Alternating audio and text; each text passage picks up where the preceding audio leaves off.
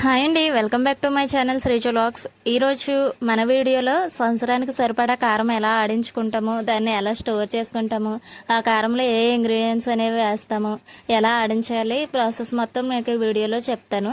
Video miss అవ్వకుండా చూడండి. అలాగే మీరు కనుక మన ఛానల్ని ఇప్పుడే ఫస్ట్ టైం చూస్తున్నట్లయితే సబ్స్క్రైబ్ చేసుకోవడం మర్చిపోకండి. ఇప్పుడు మా ఏరియాలో దీన్ని ఇలానే కారం ఎప్పటికప్పుడు కొనుక్కోరు. సంవత్సరానికి సరిపడా మిరగాయలు ఒకేసారి కొనుక్కొని కారం అనేది స్టోర్ చేసుకుంటారు.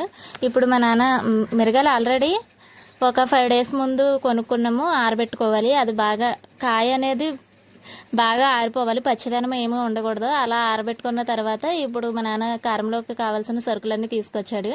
అందులో ఏమేమి సరుకులు వేసుకుంటారంటే ధనియాలు, కళ్ళుప్పు, సాల్ట్ అసలు వేసుకోకూడదు.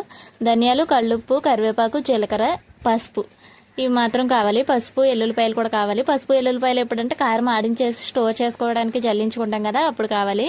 ఇప్పుడైతే మా అమ్మ ధనియాలు అనేవి వేస్తుంది పొయ్యి మీద. ధనియాలు మరీ వేగి అంటే మాడిపోకుండా వేయించుకోవాలి, దోరగా వేయించుకోవాలి. కేజీ ధనియాలు కాబట్టి 2 సార్లు అనేది వేస్తుంది. అంటే అరకేజీ ఒకసారి లాగా చిన్న గిన్నె పెట్టుకుంది కదా, అందుకని ధనియాలు వేయించుకున్న తర్వాత ఇప్పుడు జీలకర్ర అయితే వేయించుకుంటున్నాం. జీలకర్ర ఎక్కువగా వేసుకోకూడదు. జీలకర్ర మరీ ఎక్కువగా వేసుకోండి. మన కారానికి ఎంత క్వాంటిటీ సరిపోద్దో అంతే వేసుకోవాలి. ఎక్కువ వేసుకున్నా కానీ చేదొచ్చేది. అలాగే ఇప్పుడు కరివేపాకు కూడా వేస్తుంది. కరివేపాకు తేమగా ఉంటుంది కదా, ఆ పచ్చిదనం అంతా పోయే వరకు, డ్రై అయ్యే వరకు వేయించుకోవాలి. చూసారు కదా, అలా ఉండాలి. ఇప్పుడు ఉప్పు అయితే వేసుకుంటుంది. సాల్ట్ ఏమాత్రం వేసుకోకూడదు. అసలు సాల్ట్ వేస్తే కారం పాడైపోతుంది, సంవత్సరం పొడుగు నిల్వ ఉండదు. ఉప్పు కూడా తొందరగా కాకుండా కొంచెం ఎక్కువసేపు ఫ్రై చేసి దించాలి. అప్పుడు ఇవన్నీ బస్తా మీద అయితే వేసుకున్నాము. ఈ బస్తాను తీసుకెళ్లి డాబా మీద అయితే ఆరబెట్టాలి. మా నాన్న మార్నింగ్ 8:30 ఆ టైంకి ఎండ వచ్చేస్తుంది కదా, ఎండ పోకుండా ఉంటుంది, బేగా ఆరతాయని మిరగాయలు తొందరగా మిరగాయలు అయితే ఆరబెట్టేశాడు. ఇప్పుడు మేము ఈ సరుకులను కూడా ఆరబెట్టాలి. ఈ సరుకులు 3-3:30 ఆ టైం దాకా ఆరబెట్టుకొని తర్వాత ఎత్తేసి మిల్లికాడికి ఇచ్చుకెళ్ళి ఆడించుకోవాలి.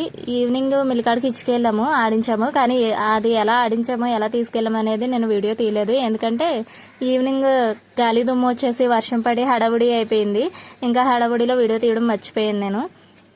ఇంకా ఏమీ లేదు, ఇవన్నీ ఎత్తేసి తీసుకెళ్ళి మిల్లికాడ ఆడించుకోవడమే. ఇక అంతే. మా నాన్న ఈవినింగ్ టైం ఇక తీసుకెళ్లి ఆడించేశాడు.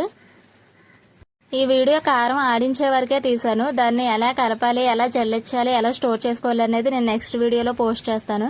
కారం సంబంధించి పార్ట్ 2 లాగా 2 వీడియోలు పెడతాను. ఈ కారాన్ని 3 రోజులు ఎలా స్టోర్ చేసుకున్నాం, 3వ రోజున దాన్ని ఎలా జల్లించి ఎలా స్టోర్ చేస్తాం అనేది నెక్స్ట్ వీడియోలో చెప్తా. Thank you for watching.